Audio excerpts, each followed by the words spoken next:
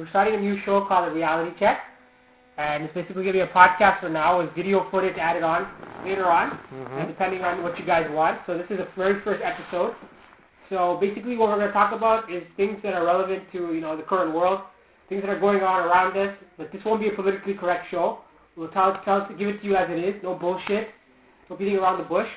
So basically I got my friend here and we're going to be talking about three topics. We're going to be talking about the job market, current zeitgeist with the recession or whatnot. We're going to be talking about the school system, academia, and how it needs to be fixed, and we will also talk a little bit about hockey. Okay. So we'll start with our first topic, which is we'll talk about the job market. Yeah, job market. So I'll let my friend start it off. Okay, well, as you guys know, the current job market is corrupted. As many of you guys know, many of the people after graduated from university or high school, they couldn't get a jobs.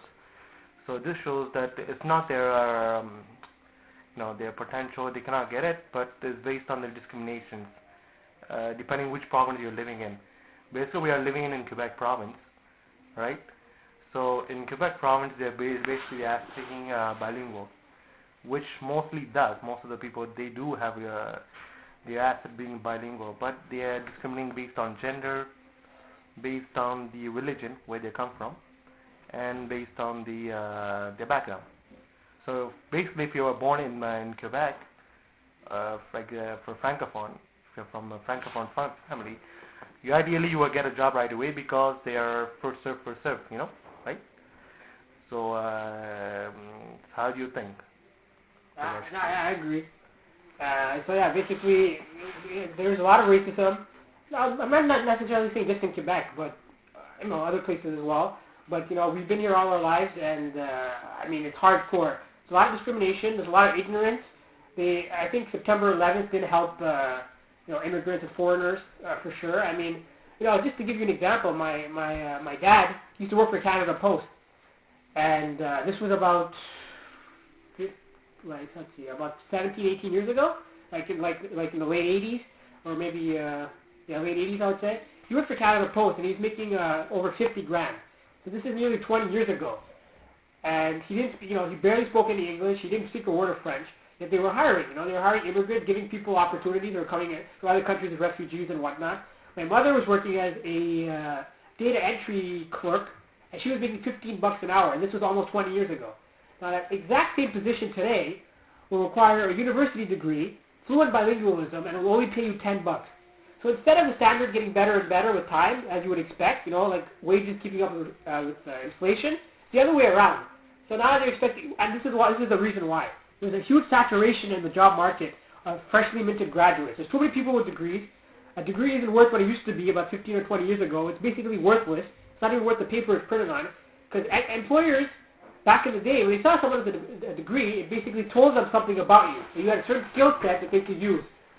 But nowadays, with all these fucking average Joe and Janes getting degrees, the fact that even George Bush got into Yale tells you just how worthless a degree is nowadays. So having a degree doesn't tell them anything. And they also know that if you're not willing to do a job for minimum wage, there's 30 or 40 people behind you that are willing to do the exact same job for less. So basically they expect you to settle or basically not eat and die. So they get the best employee possible for the cheapest wage. So they're getting the best ROI, or return on investment, and you're getting shafted. So the job paradigm needs to shift or be rehauled completely.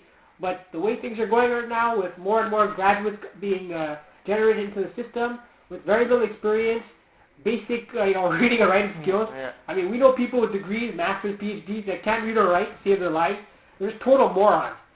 So there has to be a change in the system. So what do you think we should do?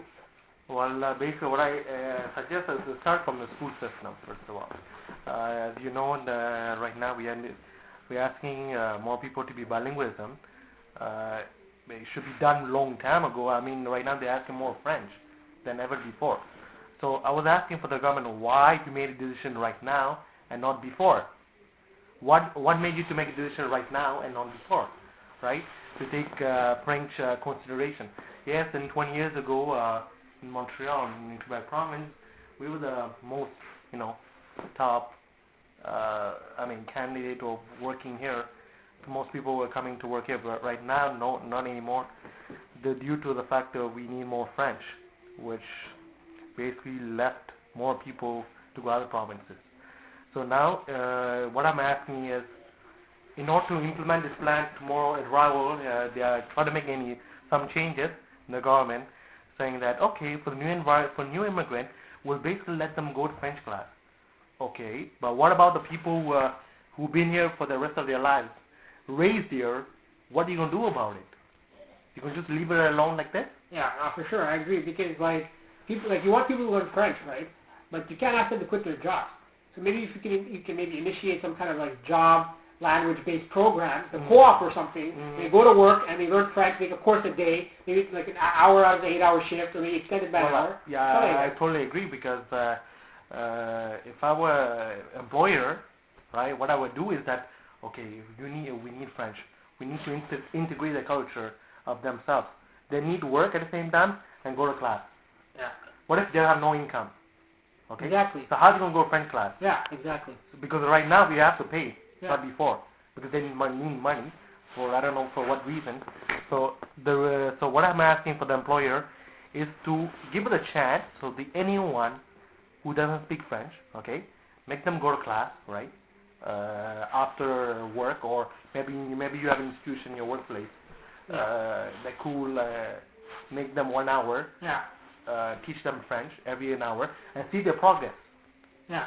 See the progress of their time, their lifetime. I know it's spending, but it's worth it. Yeah. I know you guys are asking a lot of requirement, work environment, Yeah. but it's useless. Okay, there's a lot of people are potential to be working here in the company, any company in the world, but you're asking most of the requirement, which is bullshit.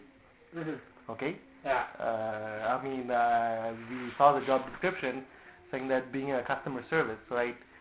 They're asking customer service being 5 years experience, basically talking with the client and those kind of stuff. Yeah. I mean, that you could give a training within an hour, and the person will pick it up. Yeah. Within 2 weeks, you just give a probation. Within 3 months, to see what's happening. Mm-hmm. Next step, same thing for accounting degree. The person who graduated from accounting degree, the person probably will not have an experience, but she has some kind of experience, a certain other field. Yeah. But she couldn't go accounting degree because she was studying at the same time in school. Yeah.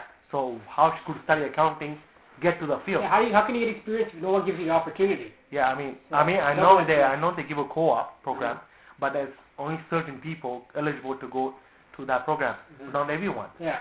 And what's happening right now is what government wants is that most of them go to the government. I mean, they get the money, okay, right? Yeah. And 90% of the time, most people their dreams were not achieved. Yeah. Only 10% of the person will be achieved to get the dream job. Yeah. So the 90%, what they gonna do? They gonna do what? Tax driver.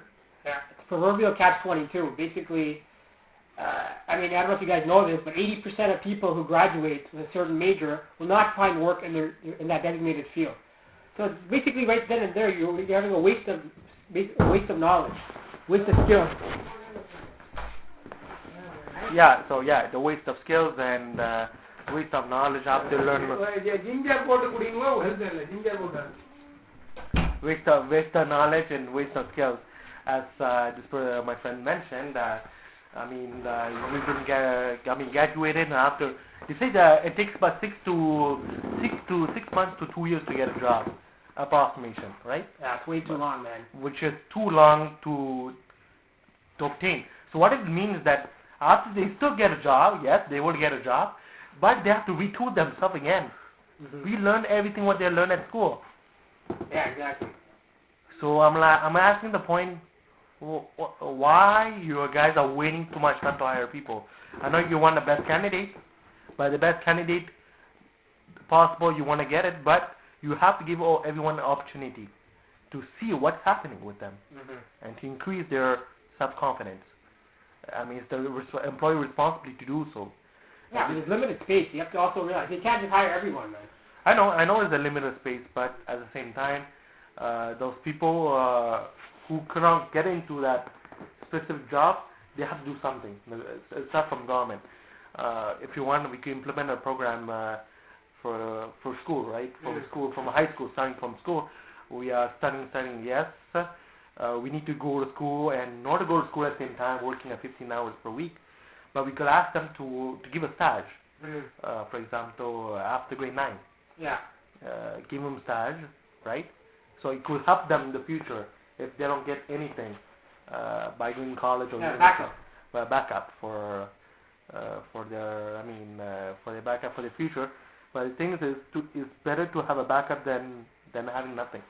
Yeah, a lot of people, man. There's like I was watching a national I think last week, and the panelists were talking about how you have no choice but to relocate. I mean, that's a big deal. You can't ask a family who's been living in a certain province or city for 20 or 30 or 40 years just to move like that. Yeah. I mean, you need a lot of resources to just move, and it's a huge risk. What if you don't get anything in the new, when the new place you decide to relocate at? Well, then what? To come back? It's a big gamble. It's so easy for these rich ass fucking panelists to just say, oh, just move. Oh, there's your solution. It's easier said than done. We need to fix the problem locally. We can't think nationally. Yeah. Each province has its own problems. Yes, Quebec has a lot of problems. The racism, the freaking the stupid politics between the French and the English and all that bullshit, and the wages. I mean, they just raised the sales tax by 1% in January. They're going to raise it again next year. Wages aren't keeping up with inflation. We're the highest tax province, I think, in Canada, and there are no jobs to speak of. And now the housing market, Montreal and Quebec was known for being one of the cheapest places to live in North America. Well, that has forever changed. Now that they've completely rehauled the marketing structure when it comes to housing, now houses cost like twice as much, literally. In the next 5 years, they're going to be like $400K to own like a condo or something. It's ridiculous. And the average salary in Quebec for a francophone is $32,000. For an anglophone, it's $27,000. The average salary nationwide is $42,000. So you're getting that's a 25% minimum cut compared to the rest of Canada, with all the freaking ridiculous taxes and everything else. So like, no wonder people in Montreal are so poor, right? More people take public transit than own cars. You don't see that anywhere else except maybe in Manhattan, New York. Yeah. More people rent apartments than own houses in Montreal. The only place in Canada where you have that situation. We're already a poor freaking province. It's disgusting. It's broken. There's potholes everywhere. Cracks. Fucking prostitutes, homeless people. I know you have this problem everywhere. Okay, there's all sorts of problems everywhere. And I mean, they're not doing it. Where are our tax dollars going? I don't know where it's going. I mean, everything, all the money that was just waste.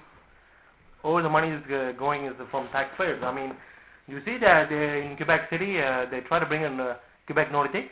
Yeah. I mean, they're asking the money from us.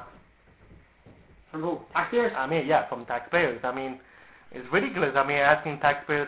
I mean, where are we going to get the money from? Yeah, and why did the team leave to begin with? There must have been, there wasn't enough of a fan base. Yeah, that's the right. The ratings were low.